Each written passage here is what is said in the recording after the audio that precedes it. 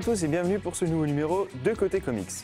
Au sommaire du jour, actu et sortie de la semaine avec Julien, un gros tout sur les super vilains de Superman, il y a du boulot, et enfin Thomas a lu pour nous 100 Bullets, dont la série s'est terminée ce mois-ci. C'est beau, non? Mesdames et messieurs, bon numéro à tous. Bien le bonjour à tous, allons-y pour l'actu et sortie comics. Et de l'actu, il y en a eu beaucoup en ce moment, tellement que je n'ai pas su quoi choisir. Du coup, j'ai demandé conseil à Jeff, il m'a dit « Est-ce qu'il y a du Batman ?» J'ai fait « Ouais », il m'a dit « Cherche pas, fais du Batman ». Donc voilà, vous avez peut-être lu récemment Batman année 1, réédité il y a peu par Urban Comics. Eh bien sachez que ses origines vont peut-être changer, en tout cas un petit peu.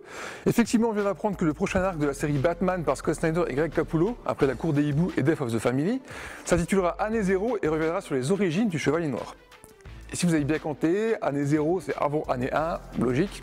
Donc ça se passera avant année 1, mais après son retour à Gotham City, on y verra la construction de la Batcave et l'apparition du premier super vilain. Une histoire qui durera sur un an en 11 numéros.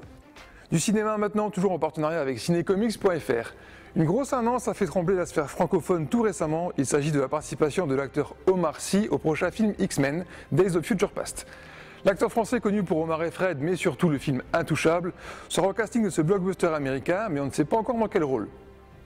Ce film X-Men toujours qui voit la liste des personnages de la première trilogie de retour s'agrandir de semaine en semaine, après le professeur Xavier, Magneto, Wolverine, Malicia, Kitty Pryde et Iceberg, et j'en passe, c'est maintenant Tornade, interprété par Halle Berry évidemment, qui fera aussi son retour.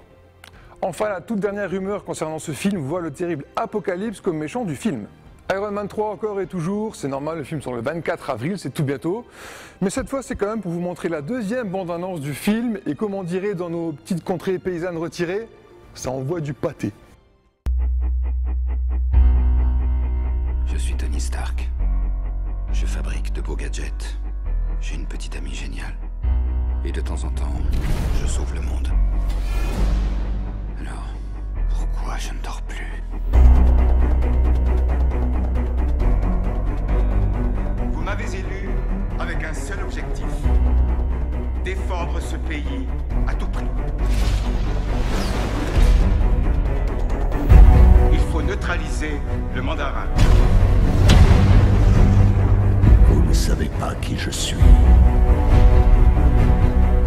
Vous ne saurez jamais où je vais frapper.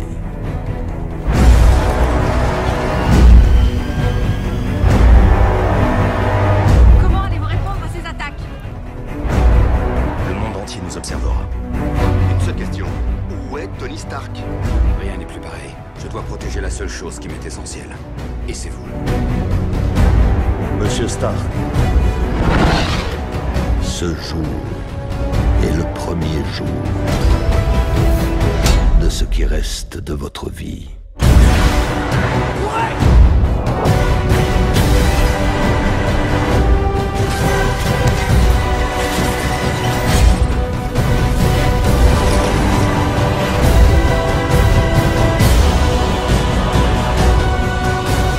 Je vais vous offrir un choix. Préférez-vous une vie insignifiante ou une mort mémorable? Vous n'êtes pas un homme. Vous n'êtes qu'un psychopathe. Vous me faites pas peur. Ce n'est pas de la politique. C'est rien qu'une vengeance ordinaire.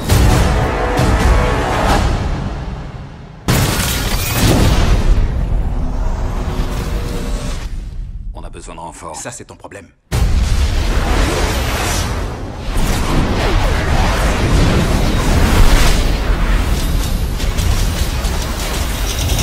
Les voilà mes renforts. Les sorties comics maintenant et on débute avec ce qui est peut-être la sortie du mois de mars, le premier tome de la nouvelle série Saga, publiée par Urban Comics. L'auteur d'Y, le dernier homme, Brian K. Vaughan, est de retour avec cette série fantastique qui suit un couple et leur nouveau-né en fuite dans un monde en guerre peuplé d'êtres plus insolites et attachants les uns que les autres. Une magnifique odyssée qui vous fera voyager au pays de l'imagination, le tout sublimé par les dessins de Fiona Staples, sorti le 15 mars. Superman est aussi à l'honneur chez Urban Comics avec la sortie d'une anthologie dédiée aux plus boy scouts des super-héros.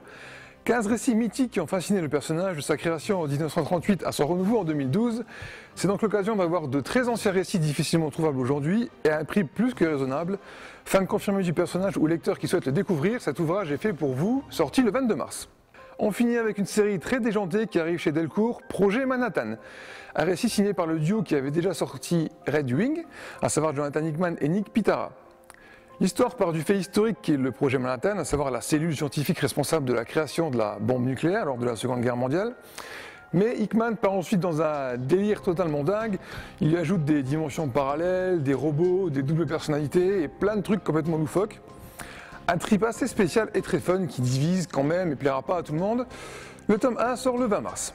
C'est déjà tout pour l'actu et les sorties comics. C'est pas tout à fait tout. C'est quoi ça? C'est ça la rubrique? Oui, oui. Et c'est quoi tout ça? Mais c'est quoi ce bordel? C'est mon terrain ici, t'as rien à faire là, qu'est-ce que tu fais? Qu'est-ce qu'il y a? Bon, c'est trop bien. Tiens, t'as une nouvelle actualité. Voilà.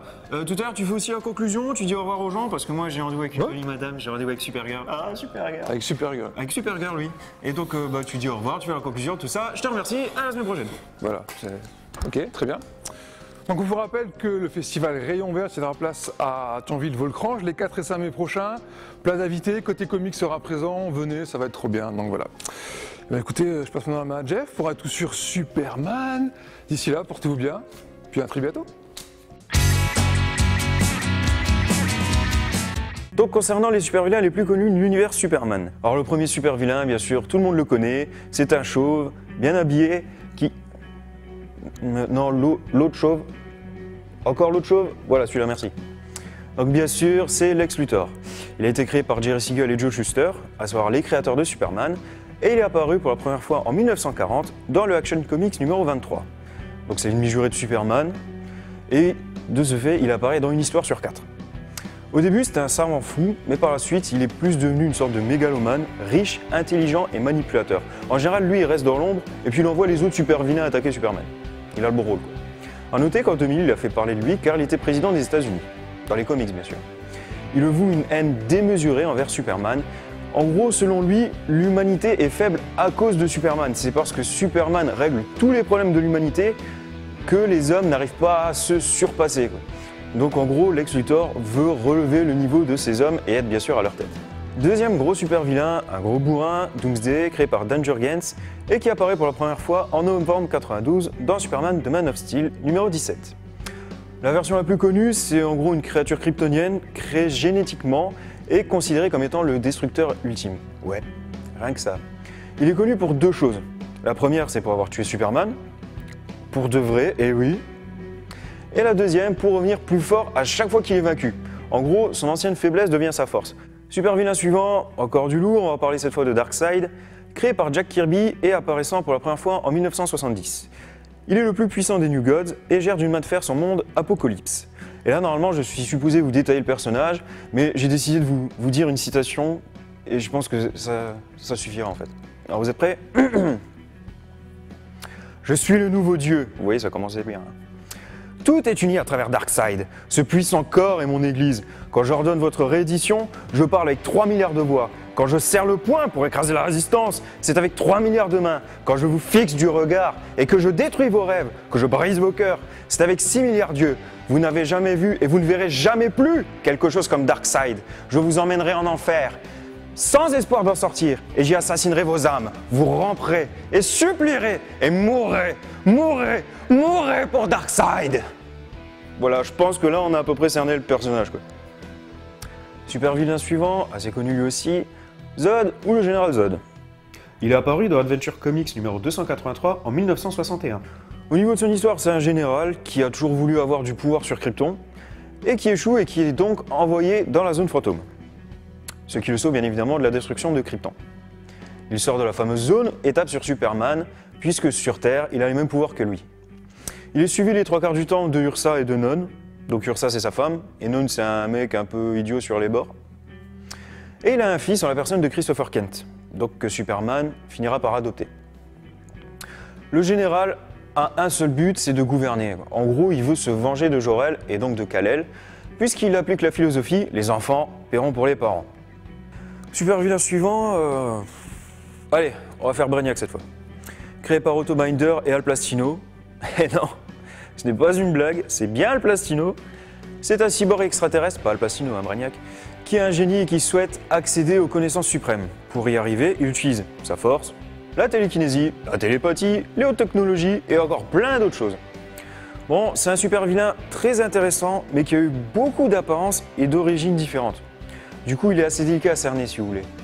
A noter par contre que dans l'animé Superman, l'ange de Métropolis, c'est lui qui est responsable indirectement de la destruction de Krypton.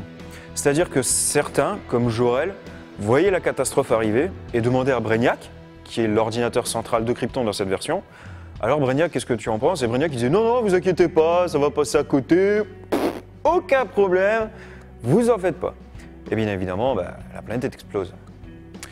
A noter aussi que dans le futur, il existe un Brainiac 5 qui lui par contre est gentil. Cette liste n'est non exhaustive bien évidemment, il y a beaucoup d'autres super-vilains comme Cyborg, Superman et Mongul, mais on ne peut pas tous les faire. Maintenant moi je vous laisse avec Thomas, moi j'ai rendez-vous avec Supergirl, donc très bonne journée à tous et à très bientôt.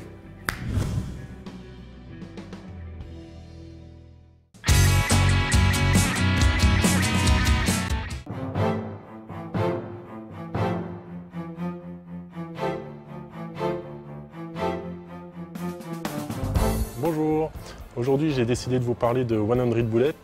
100 Bullets, c'est une série exceptionnelle.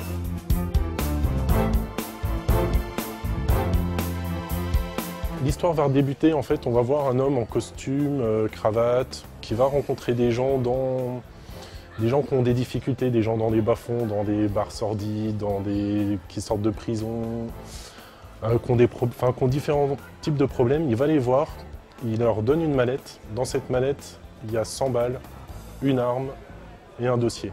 Il va leur dire, dans ce dossier, il y a le nom de la personne ou des personnes qui vous ont fait du mal, qui sont responsables de la situation dans laquelle vous êtes. Et je vous donne une arme et des balles qui sont intraçables. Vous pouvez vous en servir ou ne pas vous en servir, c'est comme vous voulez. Mais sachez que si vous voulez vous venger, il n'y aura pas de répercussions pour vous par la suite.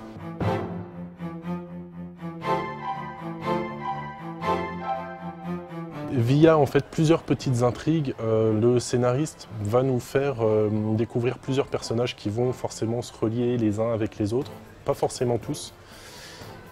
Et à travers ces relations, on va se rendre compte que forcément le personnage qui donne ses mallettes a un but caché derrière.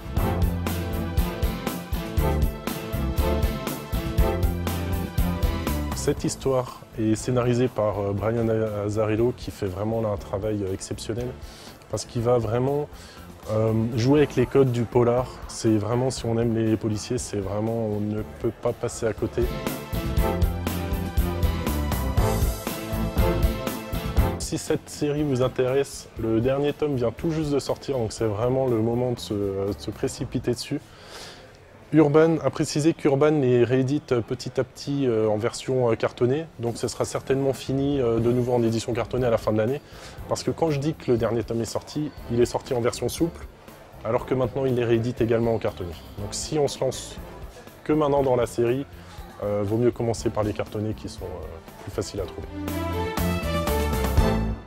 C'est la fin de ce numéro 2 côté comics. Bonjour. Bonjour, oui, en fait, en gros, je peux faire la conclusion aussi. Bah, si tu veux, ça s'est très mal passé avec Supergirl. Donc, non, mais ça va, ça va. Pourquoi j'ai pas étonné? Ouais, parle kryptonien toute la journée, hein, et après on avisera, d'accord hein. Donc, en gros, si je peux faire la conclusion, il n'y a pas de problème.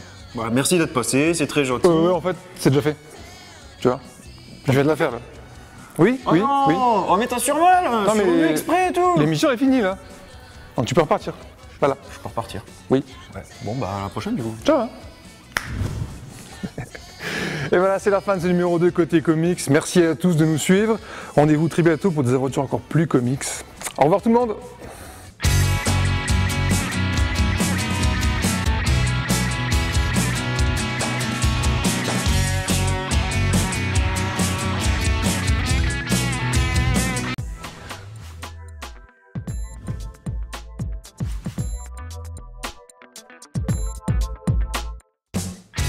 Cette émission est disponible en replay sur www.cotecomics.fr.